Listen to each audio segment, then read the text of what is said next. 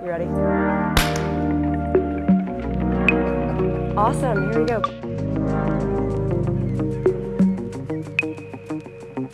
Kevin, it's so great to meet you. It's great to be here, and thank you very, very much. Finally, I have to tell you, we've been huge fans of what you and Acreage Holdings have been doing for so long. I mean, it's 2019 and you got your start in, what, 2012?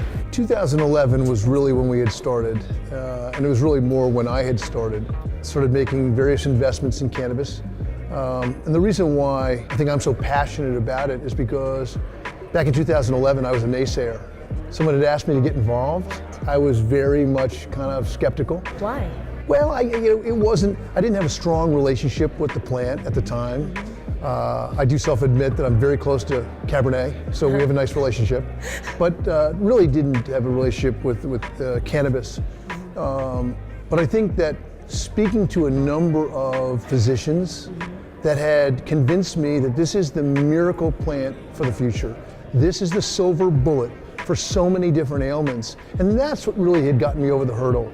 Great. And so started in the state of Maine, moved through the East Coast, and then here today with 19 states, so couldn't be more excited about it. And really, we're such an advocate for the space. We love doing what we do. It's as much a passion for us as it is an economic enterprise. So what was that first investment that you made? Well, it was in the state of Maine.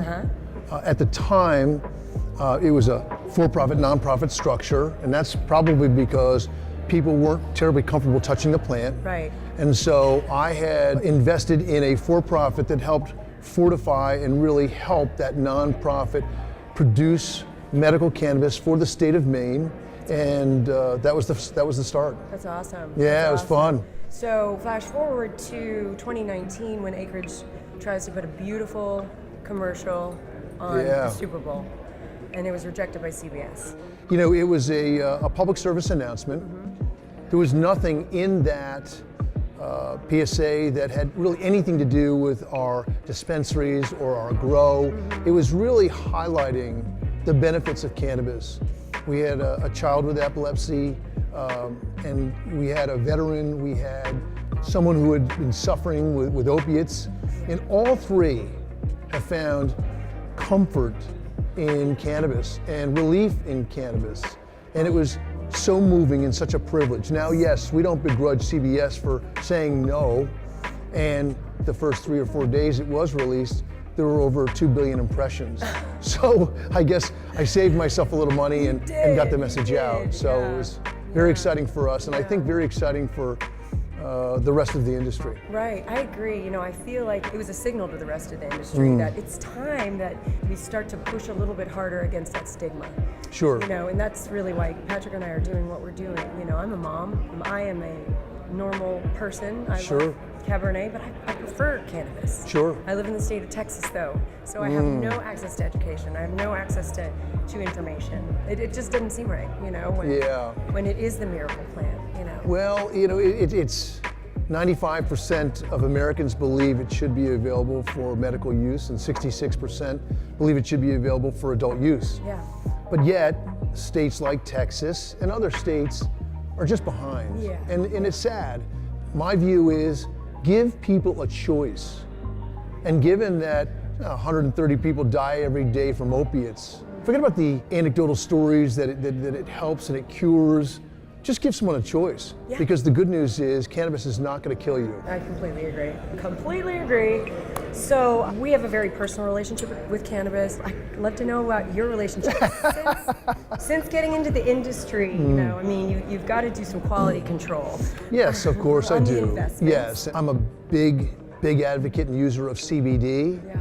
I do believe that the entourage effect has an effect, so it's a low THC for me, a higher CBD for me. Yeah. It helps me with inflammation. I played football for a number of years. It helps me with just being calmer. I too have a family. I like to say I'm a late starter, but a very strong finisher. So I've got a 7, 5, and 4-year-old at home. What? And let me tell you something. We need CBD around that house. Yeah. But it's but on a sincere note, I believe in the healing capabilities and We just want to message that to every congressman, every senator, Yep. and frankly, the president. Absolutely. Yeah. Absolutely. Absolutely. What are you most excited about right now? Right now, I am so excited about the transition that we're about to embrace. So many Americans believe that this should be available for mainstream America. Sure, we're an economic enterprise, and yes, we are a public company. We have a responsibility to our shareholders, but we have equal responsibility to the people of the United States. Yep. This is a social issue for us, Yep. and I'm excited about bringing more disadvantaged people into the space, helping them help themselves. Right. And we have programs that we're supporting others to be entrepreneurs. Yeah. This is a very difficult business and very, very capital intensive. Right. And at the end of the day, we would like to help with our balance sheet people that, maybe have been harmed by the plan. The staggering statistic is 15% of criminals incarcerated in prisons today and in jails today in the United States are cannabis related. 15% of the jailed population. To us, it's wrong. And I do believe the STATES Act is going to be a huge win for us. I think the banking is going to be a huge win for us. Yes. All we want to do is run a legitimate business, helping people help themselves and pay a fair tax code. So Right. let's eliminate 280E Right. and let's eliminate the noise around the space. Everyone has a story, whether it's a mom with cancer or a son with autism.